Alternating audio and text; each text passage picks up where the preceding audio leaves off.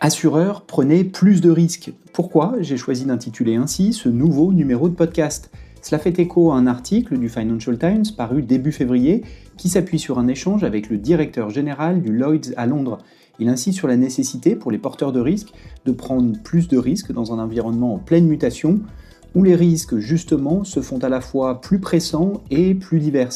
Cela résonne évidemment avec notre thèse, considérant les risques émergents comme la prochaine source d'innovation dans l'assurance. Et d'ailleurs, si tu aimes la tech et l'assurance, pense à t'abonner à ce podcast pour ne rien rater de mes analyses et veilles de marché sur la manière dont la technologie redessine l'assurance.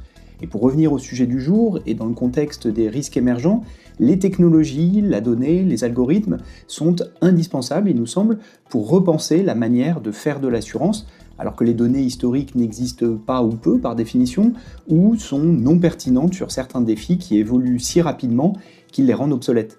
Il s'agit aussi d'aller au-delà de l'assurance même, avec en amont la prévention et en aval la réponse à incidents, au-delà de la simple gestion de sinistres.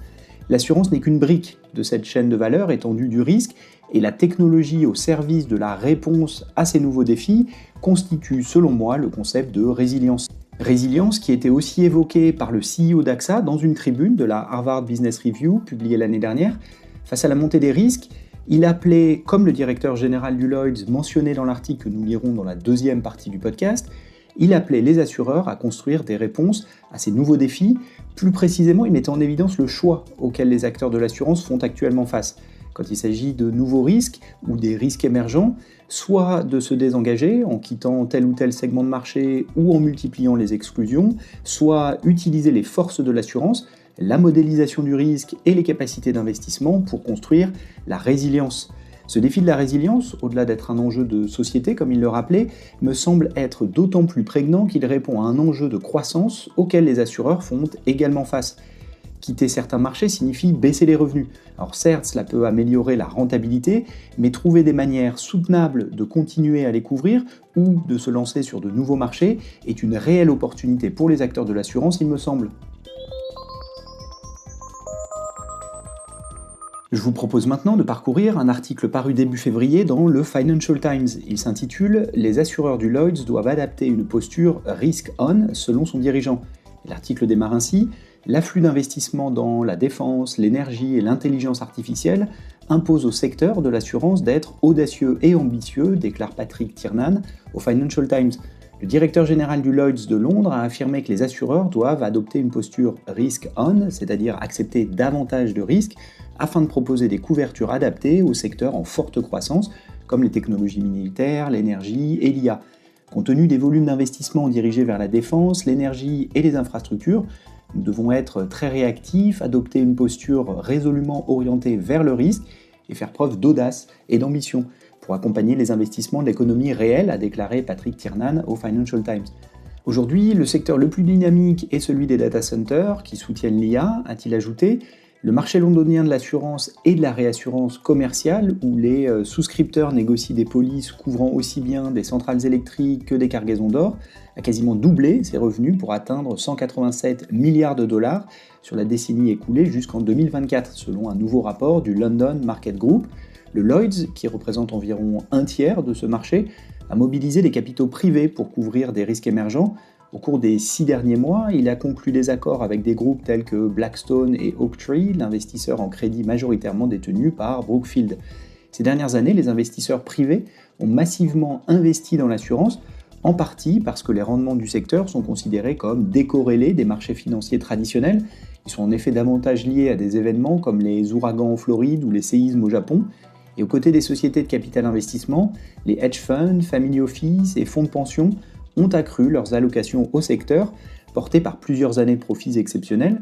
Nombre d'entre eux ont apporté des capitaux via des structures telles que les Insurance Linked Securities, ILS, qui permettent d'investir directement dans des portefeuilles de risques assurantiels. Les assureurs traditionnels ont également cherché à développer leurs activités d'assurance spécialisées. Zurich Insurance, deuxième assureur européen par sa capitalisation boursière, a ainsi accepté cette semaine les termes d'une offre publique d'acquisition de 8 milliards de livres sterling sur l'assureur spécialisé du Lloyds, Beazley. Cependant, les places assurantielles offshore, comme les Bermudes et les États-Unis, ont connu une croissance plus rapide que le marché londonien ces dernières années, selon la LMG. Cela s'explique notamment par une adoption plus rapide de structures d'investissement telles que les ILS dans ces juridictions. Des réformes adaptées en 2022 ont ouvert la voie à l'émission d'ILS au Royaume-Uni, mais le marché peine encore à décoller, a indiqué Caroline Wagstaff, directrice générale du LMG au Financial Times. L'exception notable est un nouveau véhicule exonéré d'impôts mis en place au Lloyds, utilisé par les investisseurs pour soutenir des risques souscrits sur le marché. Tiernan a précisé que cette structure, surnommée London Bridge, s'est développée car elle permet aux investisseurs d'immobiliser moins de capital pour couvrir les risques assurés, comparativement aux exigences réglementaires d'autres juridictions, tout en bénéficiant d'une notation financière AA. Le secteur de l'assurance non-vie entre toutefois dans une phase de ralentissement. Après avoir fortement augmenté leurs tarifs en 2023, assureurs et réassureurs font désormais face à un afflux de capitaux poursuivant un volume limité de risques, ce qui exerce une pression baissière sur les prix. Selon le courtier Marsh, les tarifs de l'assurance commerciale ont reculé de 4% au quatrième trimestre de l'année dernière, marquant le 6e trimestre consécutif de baisse. Pour Tiernan, la principale limite à la croissance future de London Bridge n'est pas tant le capital disponible que, et c'est une citation, l'offre de risques attractifs que les souscripteurs apportent au marché.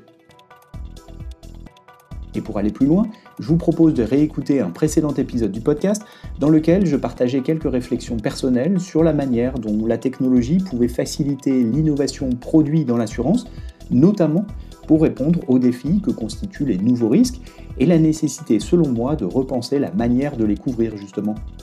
À bientôt!